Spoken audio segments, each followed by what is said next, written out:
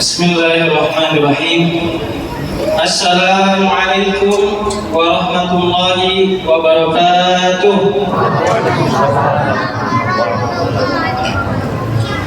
Bismillah. Alhamdulillah. Alhamdulillahirabbil alamin. Wa bihi nasta'in ala umuri dunya waddin. Asyhadu an la ilaha illallah wa asyhadu anna Muhammadan abduhu wa rasuluh. Allahumma shalli ala sayyidina Muhammad wa ala ali sayyidina Muhammad. Rabbi shrah li sadri wa yassir li amri wa hlul 'uqdatam min lisani yafqahu qawli wa saddid lisani bihaqqi sayyidina Muhammadin wa ala alihi wa barik wasallim. Amma ba'du. Yang saya hormati dan muliakan para tokoh masyarakat, para alim ulama, guru-guru agama, serta Bapak Ibu sekalian, wabil khusus Ayahanda Guru Haji Murjani. Mudah-mudahan Allah Subhanahu wa taala selalu melimpahkan rahmatnya kepada beliau, memberikan kesehatan dan keafiatan juga terhadap takmir kita Haji As, mudah dipanjangkan umurnya, disehatkan badannya, diberikan taat dalam beribadah. Amin amin ya rabbal alamin. Jamaah Masjid At-Taubah rahimahullah. Puasa adalah ibadah yang dilakukan dengan menahan makan dan minum serta menahan dari hal-hal yang membatalkan puasa. Mulai dari waktu subuh hingga masuk waktu maghrib. Saat puasa, seseorang muslim dituntut untuk dapat mengontrol pola makannya dan minumnya dengan baik, serta membiasakan diri dalam keadaan perut kosong, yang mana disebutkan perut ini adalah sumber penyakit. Nah, jadi muncul penyakit itu sumbernya dari perut. Nah, jadi waktu berpuasa itu adalah waktu proses yang baik untuk perut, untuk apa? Meregenerasi. Artinya ketika dalam puasa itu perut tidak lagi mencerna makanan yang berlebihan, akhirnya dia menimbulkan kesehatan, yang mana kesehatan itu menyebabkan kuat kita dalam beribadah, melakukan kebaikan, dan tidak malas-malasan dalam beribadah. Dalam salah satu hadis marfu yang diriwayatkan oleh Abu Hurairah, Nabi SAW bersabda, apa kata beliau? Sumu tasihu, puasalah maka kalian akan sehat.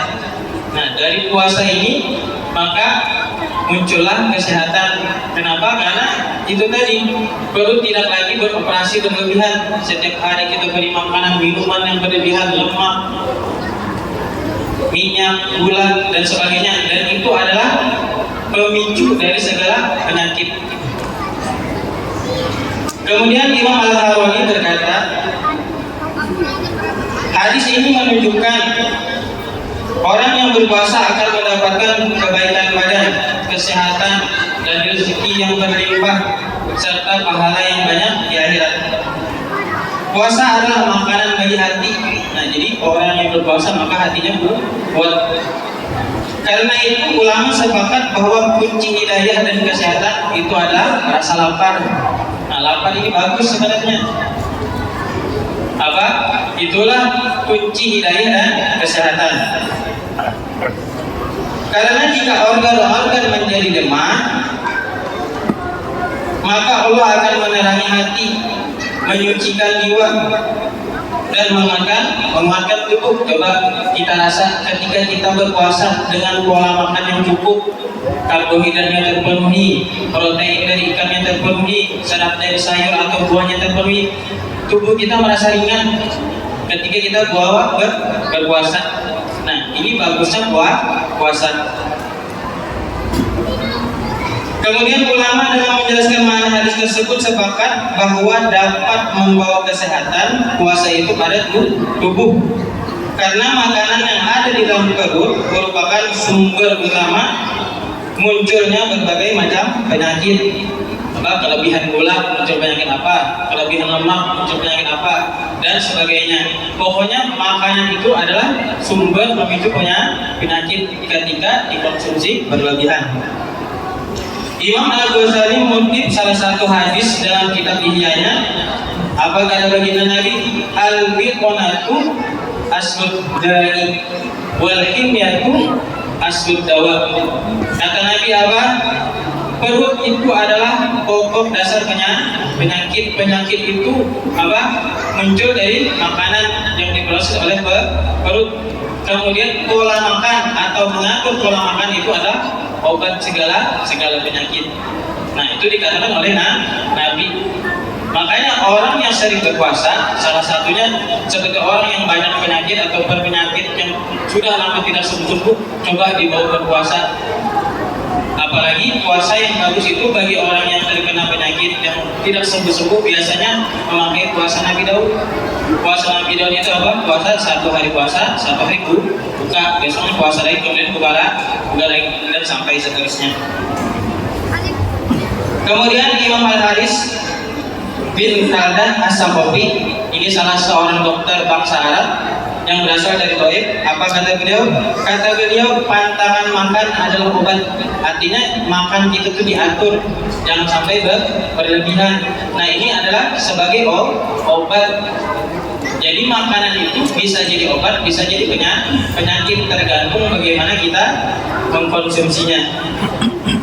Pernyataan ini dikeluarkan oleh para tokoh. Mereka mengatakan bahwa rasa lapar adalah salah satu obat yang paling mujarab dalam menyembuhkan segala penyakit, karena faktor kegemukan atau kekenyangan. Nah, ini orang gemuk atau kekenyangan itu biasanya membawa kepada kemalasan.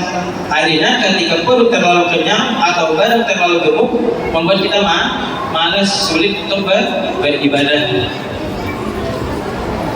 Kemudian Rasulullah SAW bersabda, "Mana abnu adama wi'aan syarrun min batnihi biasa bini Adam luqaymatun yajibna sulbahu fa in kana la mahalata fasulusun li ta'amihi wa sulusun li syarabihi wa sulusun li nafasihi." Nabi SAW bersabda, tidak ada manusia mempunyai suatu wadah yang lebih jahat dari perutnya. Nah, perut ini tidak bagus untuk diisi penuh. Makanya cukup kata Nabi apa? Fasulusun min ta'amihi, sepertiga untuk makannya. Jadi bagi tiga, sepertiga untuk makan, sepertiga untuk minum, dan sepertiga untuk nafas. Kalau kekenyangan sulit nafas, kalau terlalu banyak minum udah. Nah, jadi dibagi tiga, ini hidup pola sehat yang diajarin oleh baginda Nabi Muhammad SAW.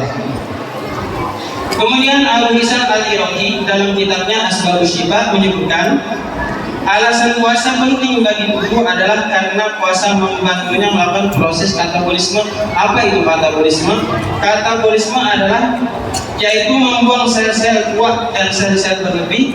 Sistem puasa yang dianut dalam Islam menahan rasa lapar dan haus setidaknya kurang lebih 14 jam. Kemudian berbuka. Nah, ini adalah sistem yang ideal untuk mengaktifkan proses pembongkaran dan pembangunan dalam perut. Yang kayak istilahnya itu masa servis kita dalam setahun.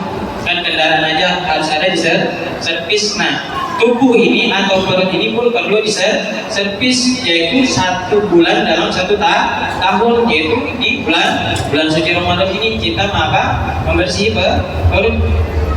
Makanya kalau orang yang puasa itu tubuhnya kuat, asalkan pola makannya cukup dan terpenuhi. Hal ini kebalikan dari apa yang selama ini dibayangkan oleh orang pada umumnya. Kata orang apa? Puasa itu membuat kurus, membuat lemah. Padahal bukan seperti itu. Justru puasa itu menguatkan tubuh, menyehatkan badan, dengan catatan pola makannya bagus, asupannya terpenuhi, baik karbohidratnya, proteinnya, seratnya. Nah, ini bagus kalau terpenuhi dengan kadarnya. Kemudian Imam Al-Ghazali mengatakan bahwa mengurangi makanan bermanfaat bagi kesehatan tubuh dan mencegah penyakit. Makanya orang-orang sufi, orang-orang yang tasawuf itu tidak mau makan banyak. Orang-orang seperti itu sehat buat beribadah. Kenapa? Karena tidak banyak makannya, bahkan lebih banyak puasanya. Karena penyebab penyakit adalah makan berlebihan dan adanya sisa-sisa cairan di lambung dan pembuluh darah. Nah itu kenapa ya istilahnya itu kita wadah terlalu penuh akhirnya tumpah menyebar kemana-mana, dan ini berlaku juga bagi perut. Ketika makanan terlalu berlebihan, lemak-lemaknya, gula-gulanya, maka ini menjalar ke seluruh tubuh dan akhirnya mendatangkan penyakit. Kemudian penyakit menghalangi ibadah, mengacaukan hati, mencegah zikir, menjadikan hidup menjadi sulit, memerlukan obat-obatan dan dokter, serta menghabiskan banyak biaya kalau sudah sakit pun. Tidak banyak sekali biaya yang harus dikeluarkan. Maka dari itu, mulai dari Dari dini atau dari muda kita menjaga pola makan. Untuk apa? Untuk kita masa tua tubuh kita sehat dan kuat beribadah. Nah, dari uraian yang telah disebutkan dapat kita pahami puasa memiliki korelasi yang kuat dengan kesehatan. Perut adalah sumber penyakit, dengan berpuasa perut akan menjadi bersih dan proses pencernaan akan berjalan dengan baik.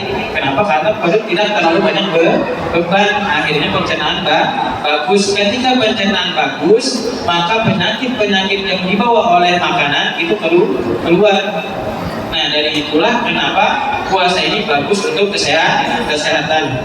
Nah, mungkin ini saja yang bisa saya sampaikan. Semoga Allah SWT selalu melindungi kita dari berbagai penyakit zahir dan batin. Akhir kalam, assalamualaikum warahmatullahi wabarakatuh.